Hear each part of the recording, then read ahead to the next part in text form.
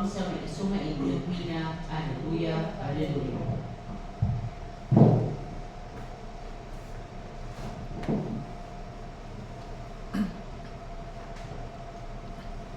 Sumainyo ang Panginoon At sumainyo rin. ang mabuting balita ng Panginoon ayon kay San Juan. Papuri sa iyo, Panginoon.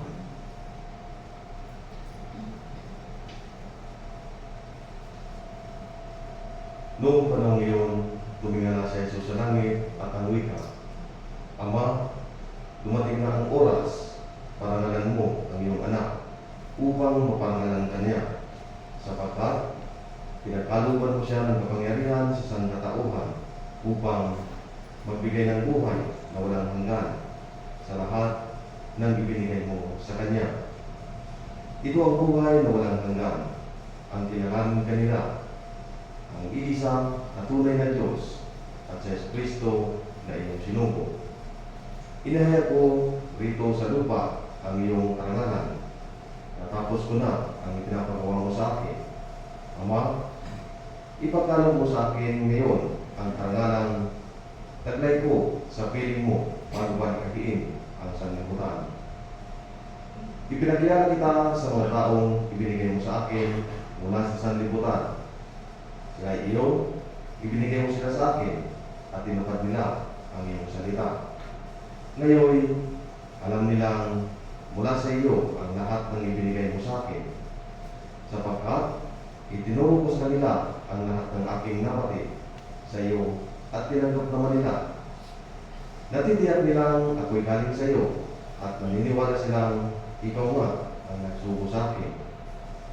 Idinadalangin ko sila hindi sa sanlibutan, kundi ang lahat ng ibinigay mo sa akin sapagkat sila ay iyo. Ang lahat ng akin ay iyo at ang lahat ng iyo ay akin. At parangalanan ako sa pamamagitan nila. At ngayon, ako'y pupunta na sa iyo. Aalis na ako sa sanlibutan. Ngunit, nasa sanlibutan pa sila. Ang mabuting balita ng Panginoon. Pinupuri ka namin, Panginoong Jesucristo.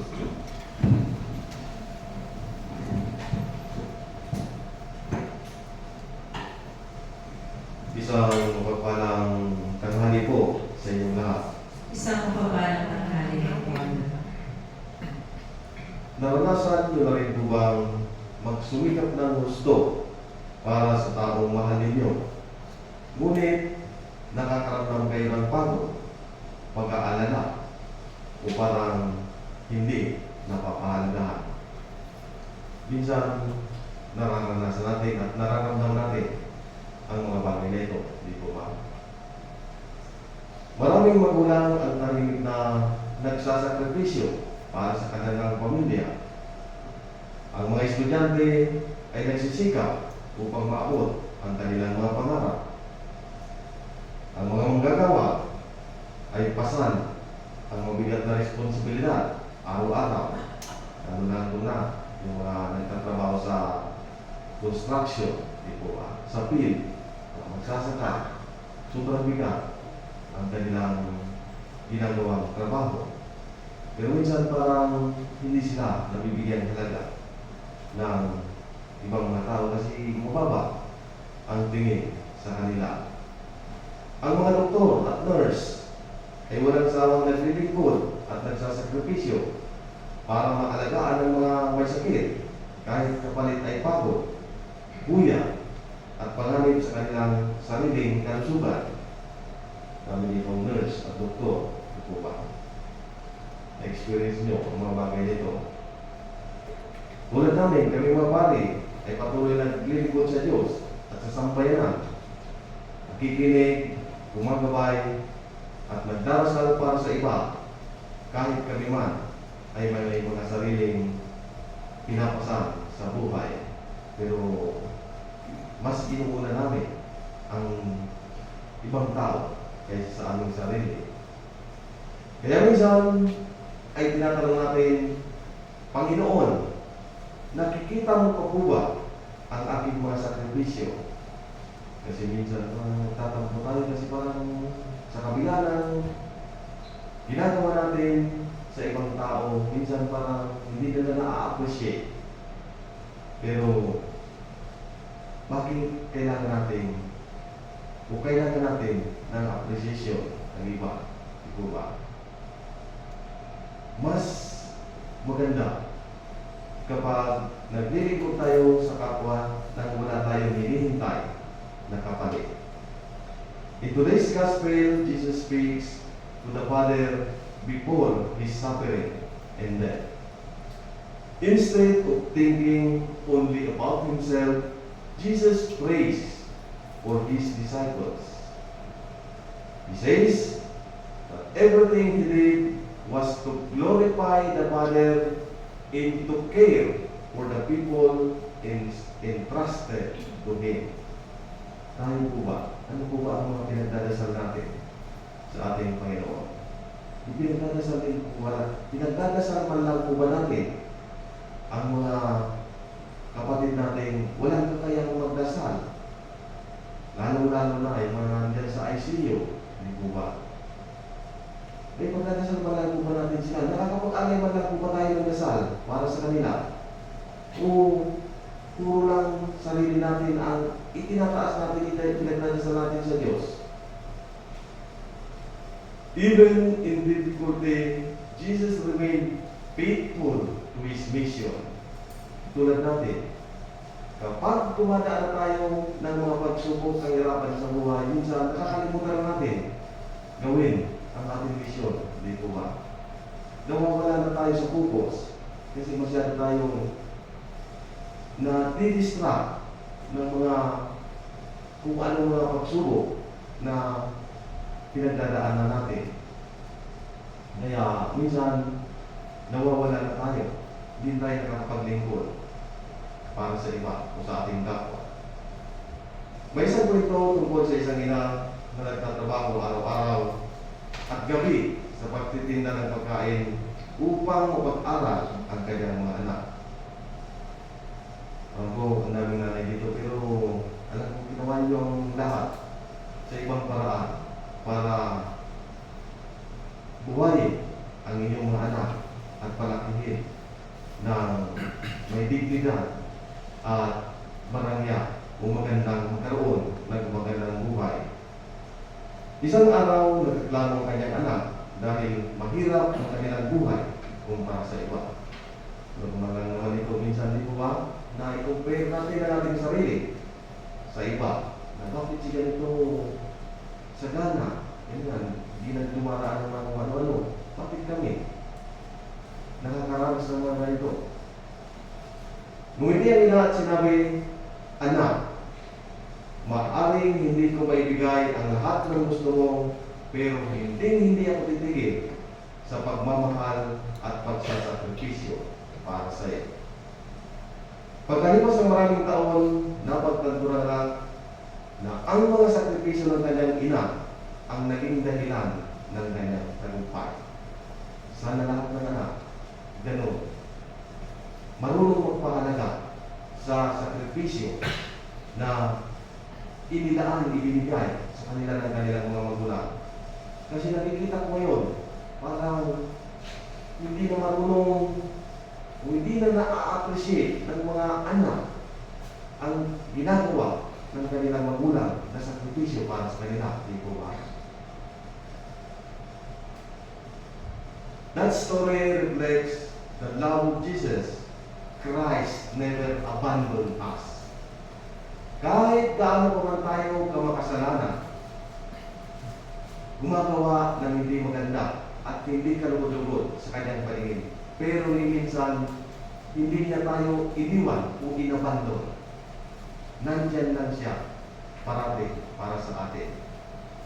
He continues praying for us, guiding us, and protecting even when life becomes painful.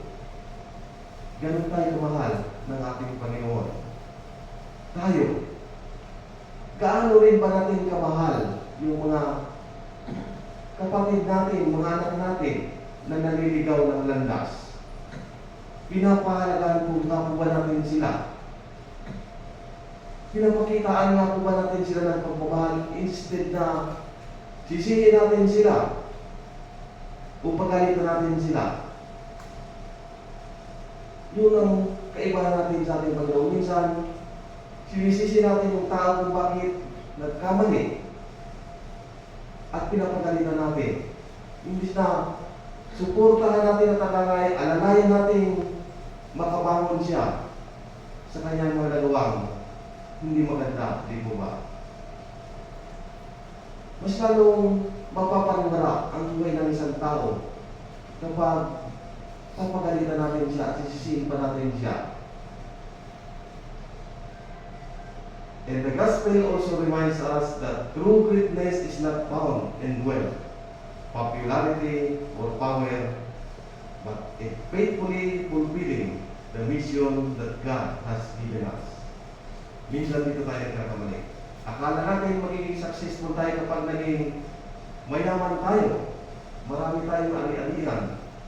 Nakuha natin ang power o kung ano-ano pa bang mga posisyon, mga kasikatan.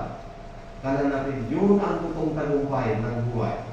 Pero kakamali tayo. Dahil ang totoong tagumpay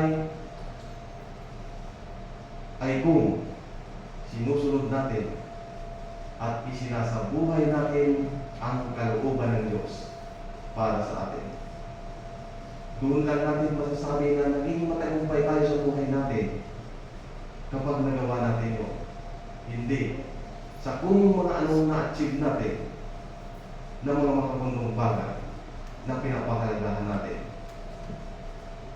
Today, Jesus challenges us, how do we glorify God in our daily life? Do we bring hope to our family? Do we remain honest in our work?